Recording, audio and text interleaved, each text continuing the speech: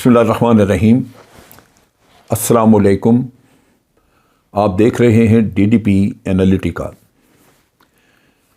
ہر دور میں political victimization تھوڑی بہت تو ہوتی رہی،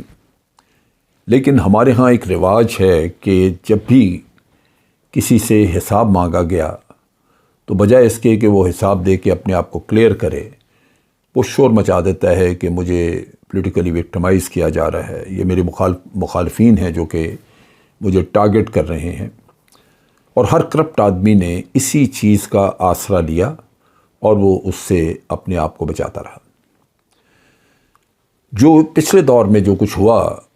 عمران خان کے دور میں اگر آپ دیکھیے تو کیسز جیسے جیسے چلے، شہباز شریف کا کیس ہو، حمزہ کا ہو، سلیمان شہباز کا ہو، زرداری صاحب کے ہوں، آغا سراج درانی کا کیس ہو یا شرجیل میمن، کسی کا بھی کیس لے لیں، 3 سال وہ کیسز جو تھے وہ اسی طرح چلتے رہے کہ آج فرد جرم عائد ہوگی، وہ نہیں ہو سکی 3.5 سال۔ آج بیمار ہیں جی، آج وکیل چھٹی پہ ہے، آج کمر میں درد ہے، آئے نہیں جی، وہ نہیں، ہر طرح حربے استعمال کر کے تو کوشش کی جاتی رہی کہ کسی نہ کسی طرح آپ کیس کو لٹکا کے اس نہج پہ لیں جہاں رجیم چینج کی کہانی آ گئی۔ اس کے بعد پھر آپ نے دیکھا کہ جب بری کروانا تھا ان لوگوں کو، ان کی بریت ہونی تھی، تو وہ تو 2-4 دن میں کیس ختم ہو گئے، ان کے فیصلے ہوتے دیر ہی نہیں لگی۔ اور یہ کہانی ہم سنتے آئے پولیٹیکل وکٹمائزیشن کی عرصہ دراز سے۔ اب اس میں ہر چیز پولیٹیکل وکٹمائزیشن تو نہیں ہے۔ میں پوری طرح یقین سے کہتا ہوں کہ یہ جو کیسز تھے جن کو بڑی اچھی طرح انویسٹیگیٹ بھی کیا گیا، ہمارے پاس بہت سارے اس کے شواہد بھی آئے، تو وہ تو ڈیفینیٹلی کرپشن تو ہوئی، اور ان کے شواہد موجود بھی ہیں۔ جب آپ فیک بینک اکاؤنٹ کھولتے ہیں، 26 اکاؤنٹ ہیں، 50 اکاؤنٹ ہیں، ان میں رقم آئی ہے، کہیں 1 ارب روپیہ گیا ہے، کہیں 1.5 ارب، اور آپ جواب نہیں دے سکتے کہ یہ کہاں سے آیا، تو پھر کچھ تو کیا نا آپ نے۔ بہرصورت وہ ان کی چالاکیوں کی وجہ سے وہ مسئلہ تو وہیں رہ گیا اور لوگ بری ہو گئے۔ ان سب چیزوں سے ہٹ کے جو ایک انوکھی چیز اس دور میں ہوئی وہ ہے کہ آپ نے فکٹیشس قسم کی بڑی مضحکہ خیز قسم کی ایف آئی آرز بنا کے، اور ایف آئی آر پورے ملک میں کوئی چمن، کوئی کراچی، ادھر ادھر کو درجن کے قریب ایف آئی آر درج کرا کے، تو ان لوگوں کو جن کو جو آپ کے مخالفین تھے ان کو نشانہ بنایا، فلمزی قسم کی ایف آئی آرز، اور ان کے ساتھ جو زیادتی کی گئی، جو کسٹوڈیل تشدد کیا گیا، وہ انتہائی تکلیف دہ اور شرمناک تھا۔ اسی دور میں ارشد شریف قتل ہوا۔ ارشد شریف کی شہادت جو ہے وہ لوگ بھولنے کو تیار نہیں ہیں، اس پہ آج بھی بات ہوتی ہے، اور جب بھی وقت ملا کل بھی بات ہوگی، اور کسی نہ کسی وقت پہ یہ چونکہ جرنلسٹ تھا، اور جو جرنلسٹ دوست اس کے کھوج لگانے میں لگے ہوئے ہیں، وہ کسی نہ کسی وقت پہ اس راز سے پردہ ضرور اٹھائیں گے۔ یہ ساری چیزیں چلی رہی تھیں جن میں کہ اعظم سواتی کا کیس، شہباز گل،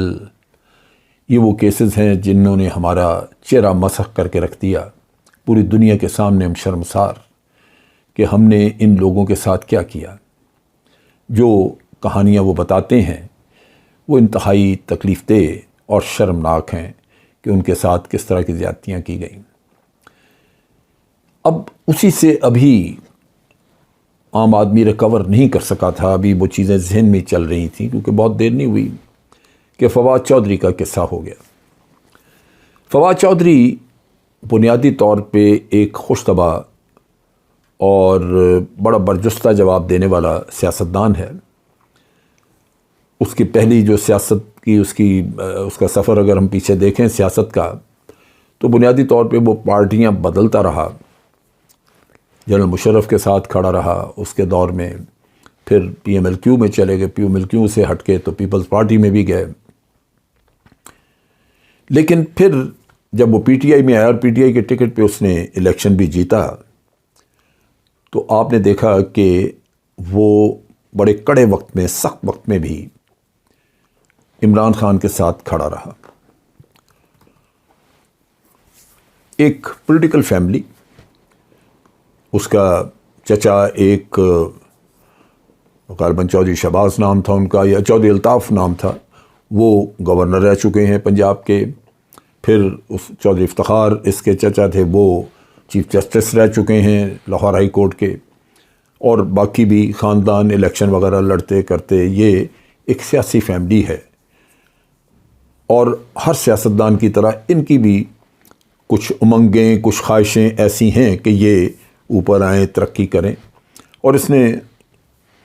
عمران خان کے دور میں مختلف وزارتیں، وزارت اطلاعات، سائنس اینڈ ٹیکنالوجی وغیرہ یہ کی ہیں۔ ایک وقت پہ یہ پنجاب کے چیف منسٹر کے لیے بھی ایک بڑا سٹرونگ کینڈیڈیٹ تھا، اور میرا خیال ہے کہ بزدار سے بہت بہتر ثابت ہوتا ہے اگر یہ لگایا جاتا تو، کیونکہ الرٹ مائنڈڈ آدمی ہے، وکالت پڑا ہوا ہے، عدالتوں میں پیش ہوتا رہا، سو ایک آپ کہہ لیجئے کہ ایک اس کا رکھ رکھاؤ موجود تھا۔ اب اس کو جب اریسٹ کیا گیا تو آپ نے دیکھا کہ اس کے منہ پہ کپڑا ڈال کے جس طرح اس کو پیش کیا گیا، یہ انسانیت کی بہت بڑی تذلیل تھی۔